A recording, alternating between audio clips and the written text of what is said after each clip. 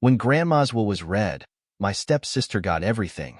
But I knew the secret that could change everything, and then the day of my grandmother Helen's will reading was supposed to bring some closure. She had been the matriarch of our family, the glue that held us together despite all the differences between us. And yet, standing in the lawyer's office, I couldn't shake the uneasy feeling in the pit of my stomach. Something felt wrong. The tension between me and Emily, my half-sister, was as thick as ever. We hadn't spoken much since the funeral, and even before that, our relationship had been strained for years. The very sight of her now made my skin crawl. As the lawyer, Mr. Harris, shuffled through his papers, the room grew quiet. Emily sat across from me, a smug little smile on her face, as if she already knew what was coming. That look told me everything I needed to know. She wasn't here to mourn or to say goodbye. She was here for the money. My grandmother had always been more of a mother to me than anyone else. My own mother had passed when I was young, and Emily's mother wasn't exactly warm or nurturing. Grandma Helen had filled that role for me, always there with a warm hug or a cup of tea when I needed to vent about life. She'd been the constant in my world, the one person I could count on no matter what. So why did I have this sick feeling in my gut? Mr. Harris cleared his throat, pulling out the official will. His voice was steady, almost robotic, as he began reading the legal jargon. To my granddaughter Sarah, who has always been by my side, I leave the jewelry collection, as well as $50,000 to assist with any personal endeavors. My heart sank. The jewelry collection had sentimental value, sure, but only $50,000? It didn't make sense. Grandma knew I was struggling to get my small business off the ground. She knew how much I could have used her help. But then Mr. Harris continued, and my worst fears were confirmed. And to my granddaughter Emily, I leave the family estate, all remaining assets, and a sum of $500,000. I could feel my face flush as the words hit me like a punch to the gut. $500,000. The family estate. Everything. My grandmother had left it all to Emily. My half-sister, the one who had barely spoken to Grandma in years, had just walked away with the lion's share of the inheritance. Emily's smug little smile widened, but she didn't say a word. She didn't have to. The message was clear. She had one. I sat there in stunned silence, my mind racing. How could Grandma do this to me? I had been the one who took care of her when she got sick. I had been the one to spend long nights at the hospital, the one who made sure she had everything she needed. Emily had been nowhere to be found. But now she was walking away with everything? Something wasn't right. After the will reading, I couldn't bring myself to talk to Emily. I needed to get out of that suffocating room, so I made a beeline for the exit. My hands were shaking, my head spinning as I stepped outside into the cool air. I stood there for a few moments, trying to breathe, but the anger kept bubbling up inside me, threatening to explode. How could Grandma have done this? She knew what Emily was like. She knew that we weren't close, that Emily only showed up when she needed something. None of this made sense. That's when the memory hit me. A flicker of something I had seen, something that no one else knew. It had been a few weeks before Grandma passed. I had gone over to her house to check on her like I always did, but when I arrived, Emily's car was parked outside. I hadn't thought much of it at the time. It was strange, sure, but not enough to set off alarm bells. I went inside, and I heard them talking in the living room. I just want to make sure everything is taken care of, Grandma. Emily's voice had sounded sweet, but there was an edge to it, something that made me stop in my tracks. I'm just so grateful for everything you've done, Emily continued. You know I'll make sure the estate stays in the family. I hadn't heard Grandma's response, but I had felt a pang of unease in my chest. I didn't say anything that day, didn't confront Emily or ask questions. But now, standing outside the lawyer's office, that conversation came back to me in full force. Something had happened during that visit. Something that had convinced Grandma to change her will. And I was going to find out what. Over the next few days, I couldn't shake the feeling that Emily had manipulated Grandma somehow. I spent hours combing through my memories, trying to piece together anything that could explain why Grandma had left her everything. And the more I thought about it, the more convinced I became that Emily had pulled some kind of trick. I knew I couldn't let this go. I had to do something. Grandma wouldn't have wanted this. She wouldn't have wanted Emily to walk away with everything while I got scraps. But what could I do? The will was official. The lawyer had read it out. It seemed like there was no way around it. That's when I called Jack. He'd been my best friend for years, and I knew he'd give me the advice I needed, even if I didn't want to hear it. "You need to contest the will," Jack said flatly after I explained the situation to him. "There's no way this adds up.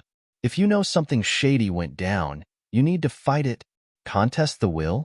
I echoed, my mind reeling. "Can I even do that?" "Of course you can," Jack replied. "You have every right to challenge it, especially if you think Emily manipulated your grandmother. But you need to move fast. The longer you wait, the harder it's going to be to prove anything." I hadn't considered legal action before, but the more I thought about it, the more it made sense.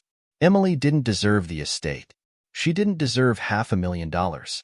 And I was sure that if I dug deep enough, I'd find the proof I needed to take her down. "Do it," Jack urged. "You've got to fight for what's right, Sarah." He was right. I couldn't let this go. It was time to fight for everything. I couldn't sleep that night. My mind was consumed with thoughts of Emily, the will, and the conversation I had overheard weeks before Grandma passed. The more I thought about it, the more certain I became. Something wasn't right. Emily hadn't earned that inheritance, not the way Grandma had made it sound in the will. She had manipulated her. I knew it in my gut. The memory of that afternoon kept playing in my head, over and over again. It was a quiet, late afternoon when I visited Grandma's house. I had started coming by regularly since her health had begun to decline. She had been a fiercely independent woman all her life, but after a mild stroke, she'd reluctantly accepted that she needed help. That day, I wasn't expecting anyone else to be there, least of all Emily. She had always been distant, only showing up for holidays or when she needed something. Grandma had noticed it too, although she rarely spoke ill of Emily. Still, I could tell there was some disappointment in her eyes every time she brought her up. When I saw Emily's car parked outside, my stomach tightened. She hadn't mentioned anything about visiting Grandma lately. I walked in quietly, not wanting to interrupt if they were having a private conversation, but as I got closer to the living room, I heard something that made me stop in my tracks. "You know I'll take care of everything, Grandma," Emily was saying, her voice dripping with sweetness. "I just want to make sure things are handled the way you want. And I know you've always wanted to keep the estate in the family." I suppose that's true." Grandma's voice was weak, like she was struggling to keep up with the conversation. "You don't need to worry about anything," Emily continued. "Once I have the estate, I'll make sure everything stays just the way it's supposed to. And you can rest easy knowing it's all in good hands." My heart pounded in my chest. What was Emily doing? Grandma had never said anything about giving her the estate. Not to me, anyway. She had always talked about splitting everything evenly between us. But Emily was planting ideas in her head, ideas that didn't feel right. There was a long pause before Grandma spoke again. "I just want to be sure you're all taken care of." "I promise," Emily said, her voice soft but insistent. "You don't have to worry about Sarah. She's doing fine. You know she's got her business now. But I've been going through a rough patch, and I could really use the help." I couldn't listen anymore. I left before either of them knew I was there, my heart pounding with anger and confusion. It had felt wrong then, and now, after the will reading, it made perfect sense. Emily had been setting this up for months. She had manipulated Grandma into changing the will, making sure she got everything. That conversation was my secret. No one else knew about it, and I hadn't said a word since that day. At the time, I had convinced myself it wasn't my place to interfere. Grandma was an adult, and if she wanted to leave things to Emily, that was her decision. But now, I knew better. Emily had taken advantage of her. I could feel my anger rising again as I replayed the scene in my head. Emily didn't deserve that money, that estate, or anything else. Grandma had always been closer to me, and yet I was left with scraps. It wasn't right. But what could I do? I needed to talk to someone who would give me a clear head. Jack had always been my sounding board. He was straightforward, blunt, and never sugar-coated things. If anyone could help me figure this out, it was him. The next morning, I met Jack at a small coffee shop downtown.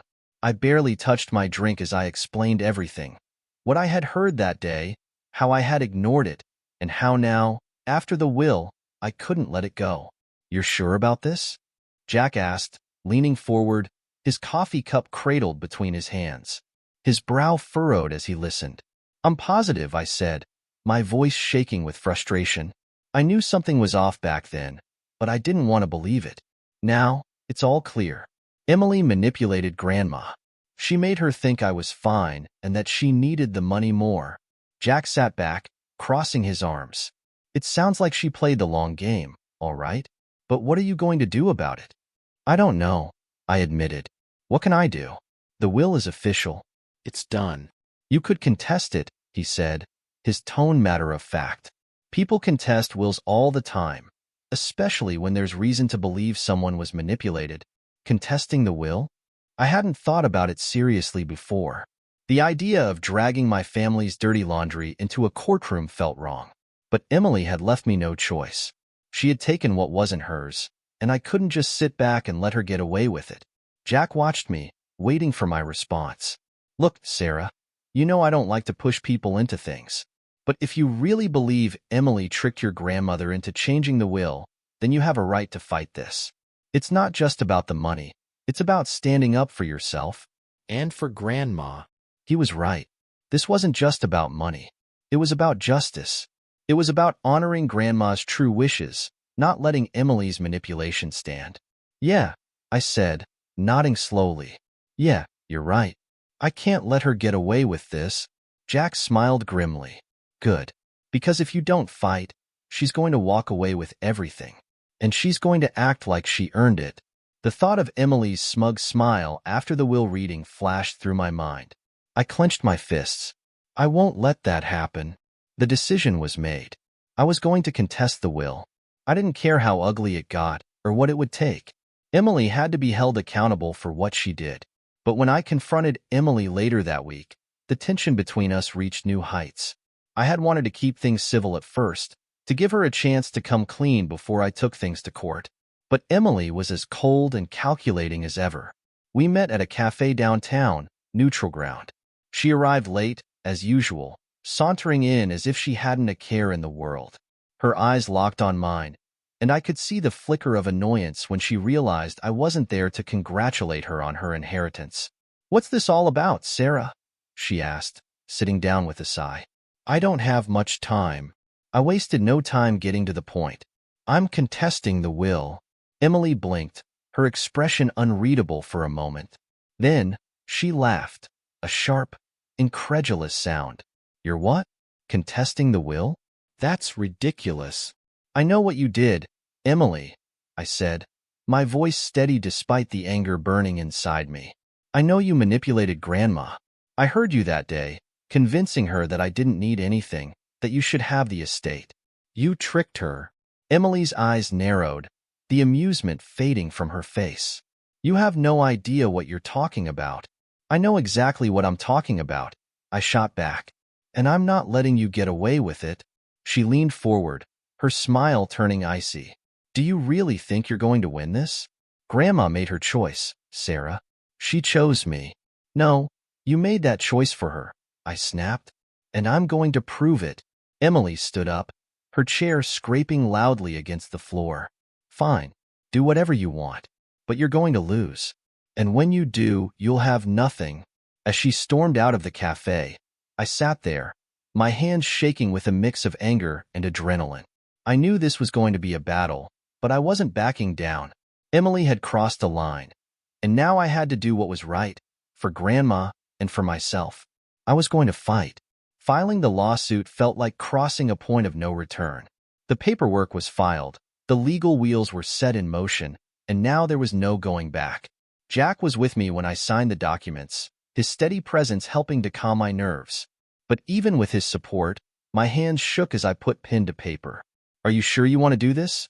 he asked one last time, his voice low. He had been supportive, but I could tell he understood the weight of what I was about to do. "I have to," I said, my voice barely above a whisper. "It's the only way to get justice. Emily doesn't deserve this. Grandma wouldn't have wanted this." And so, with that, the lawsuit was officially filed. I was contesting my grandmother's will, and Emily was about to find out. It didn't take long for the news to spread through the family.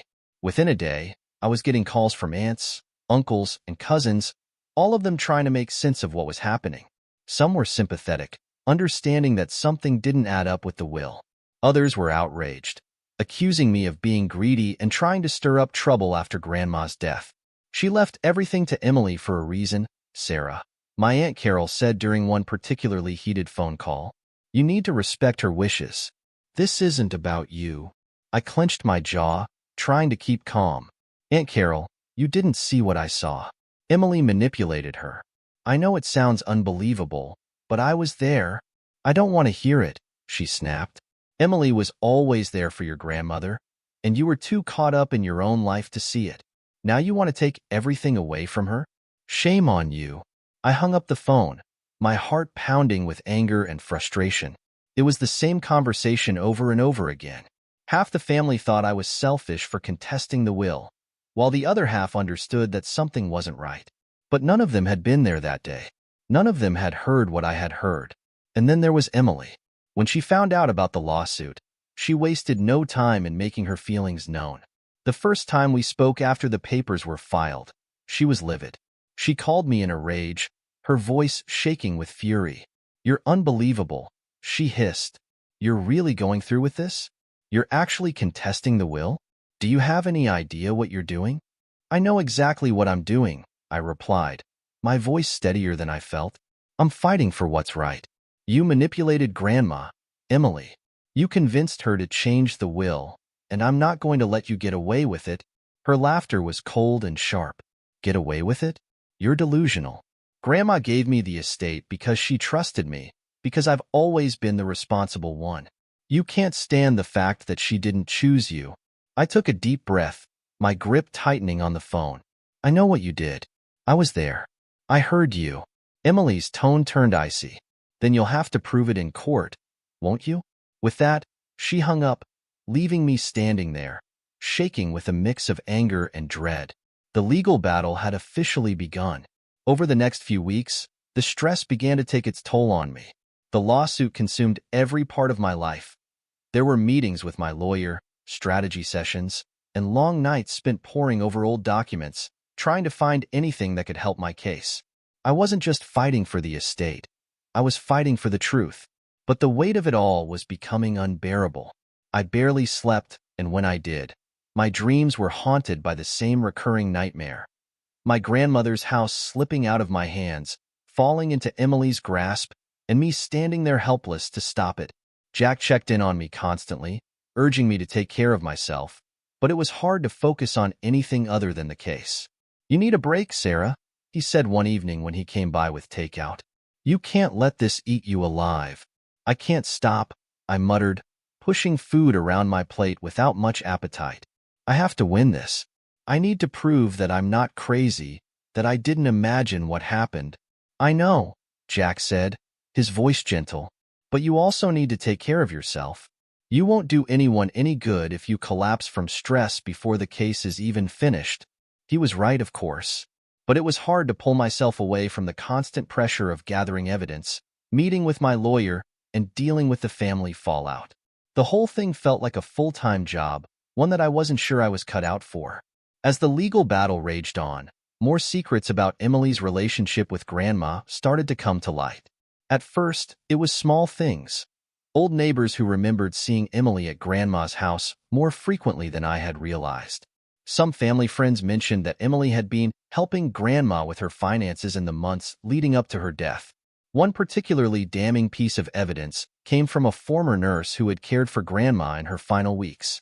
She told my lawyer that Emily had been unusually involved in Grandma's decisions, constantly talking to her about securing the future and making the right choices. The nurse even remembered overhearing Emily mention something about taking care of Sarah, so I wouldn't have to worry about the estate. When my lawyer told me about the nurse's testimony, it felt like a punch to the gut. Emily had been setting this up from the beginning, weaving her lies and manipulation until she had convinced everyone, even Grandma, that she was the one who deserved everything. And now, I had to prove it in court. But the deeper we dug, the more I began to realize that this wasn't just about manipulation. There were financial discrepancies that didn't add up. Missing funds from Grandma's accounts, strange withdrawals that had been made in the months leading up to her death. My lawyer suspected that Emily had been siphoning money from Grandma long before she convinced her to change the will. The revelation left me reeling. It wasn't just about the inheritance. Emily had been stealing from Grandma while she was alive, taking advantage of her when she was at her most vulnerable. I couldn't believe it.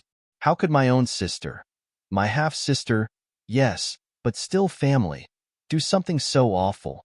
As the case continued to build, the rift between me and Emily grew wider. We didn't speak outside of court, and when we did see each other, the tension was unbearable.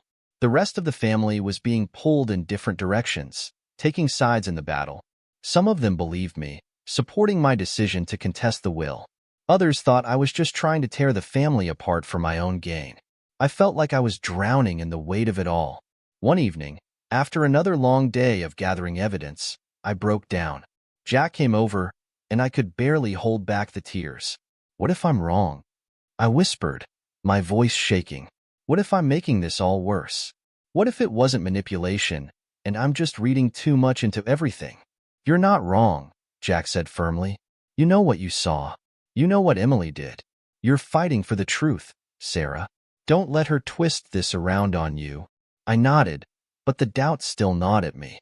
The pressure was immense, and I couldn't shake the feeling that this battle was costing me more than I had anticipated. But I had come too far to stop now. The day the trial began, I could barely breathe. The courtroom was packed with familiar faces, family members, old friends of Grandma's, even distant relatives I hadn't seen in years. It was as if everyone had come to watch the final act of this long, painful drama. And at the center of it all were Emily and me, on opposite sides of the room, locked in a battle that had torn our family apart. Emily sat at the defendant's table, her posture stiff but confident. She wore a look of quiet defiance, as if she had already convinced herself she would win. Her lawyer, an older man with a calm, practiced demeanor, whispered something to her, and she nodded, her face a mask of composure. I, on the other hand, felt like I was going to fall apart. My lawyer, Jessica, had been incredible throughout this process, meticulous and sharp, but even she couldn't calm the storm of anxiety swirling inside me. My hands trembled as I sat at the plaintiff's table, trying to focus on what was about to happen. This was it. Everything we had gathered, all the evidence, all the witness testimonies, it was all coming to a head now. When the judge entered the room, everyone stood, and the trial officially began. I glanced across the aisle at Emily, who was staring straight ahead, looking almost serene. How could she be so calm? Did she really believe she was going to get away with this? Jessica began the opening statement, laying out our case. She spoke clearly and with purpose, outlining the reasons we believed Emily had manipulated our grandmother into changing the will. She described how Emily had isolated Grandma in her final months, planting ideas in her head about who deserved what.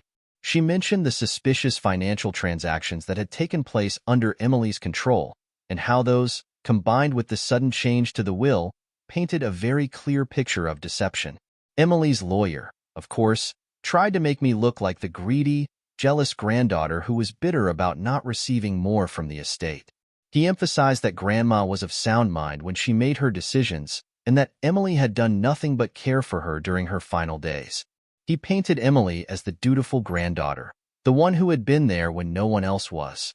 It took everything I had not to roll my eyes. I had been there too. I had taken care of Grandma. I had visited her in the hospital. I had stayed up with her on sleepless nights. Emily had only swooped in at the last minute when she saw the opportunity for financial gain. Then came the witnesses. The first few days were a blur of testimony. Family members took the stand, and I watched as they either supported or discredited my claims. Some, like my cousin Linda, were on my side.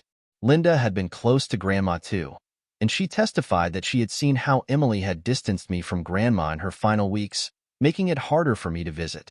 She always made excuses, Linda said, her voice clear. Whenever Sarah tried to see Grandma, Emily would say she was too tired or that she wasn't feeling well. But I was there a few times when Sarah left, and Grandma seemed perfectly fine.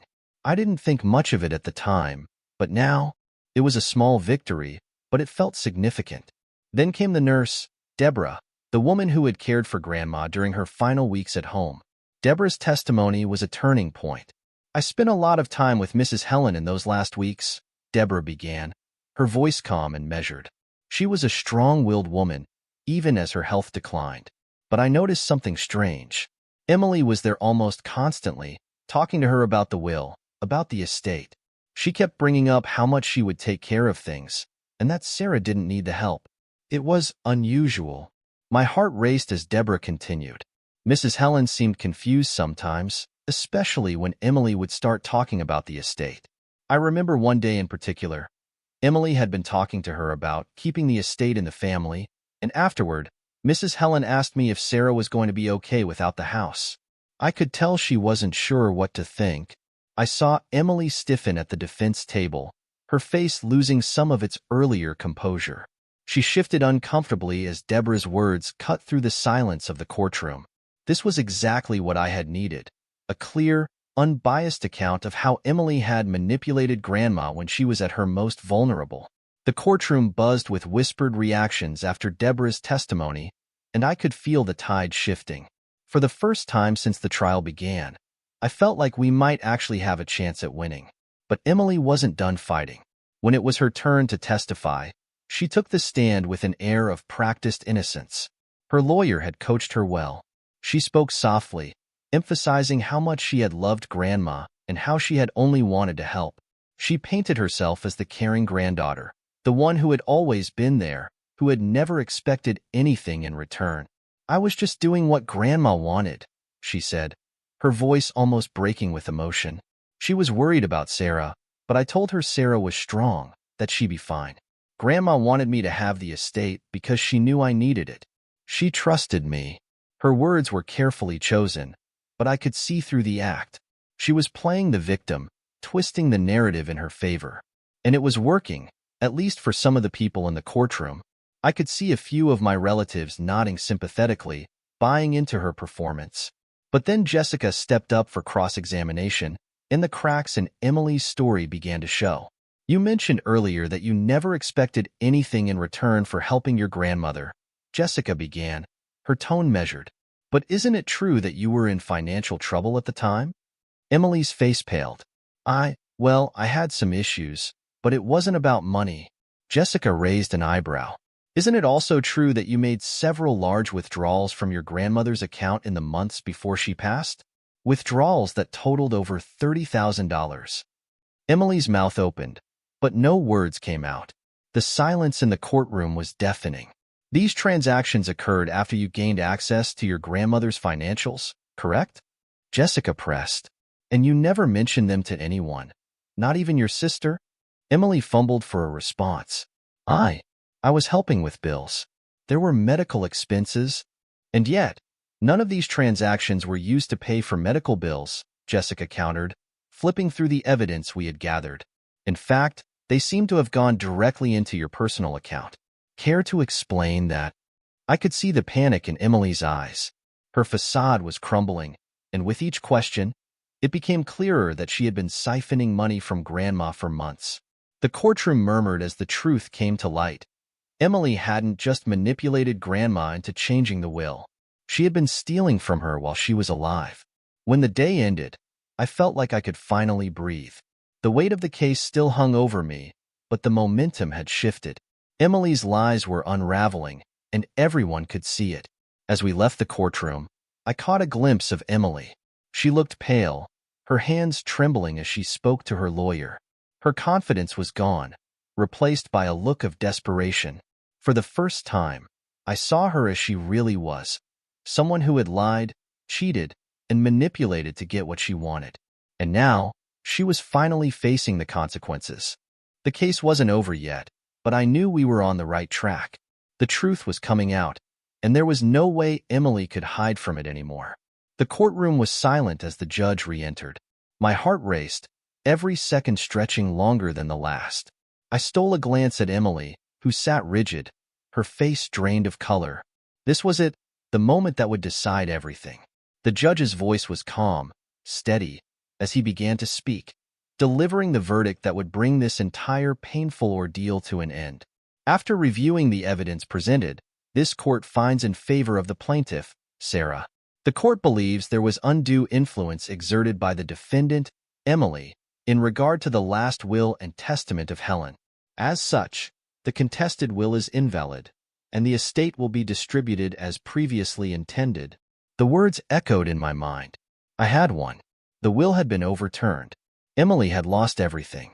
But as the judge continued with the legal formalities, the weight of the victory began to settle over me, heavy and suffocating.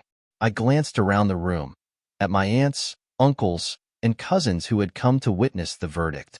Their faces were somber, some cold, others conflicted. The family was divided. People who had been close for years now eyed each other with suspicion, judgment, and bitterness. Emily's reaction was worse.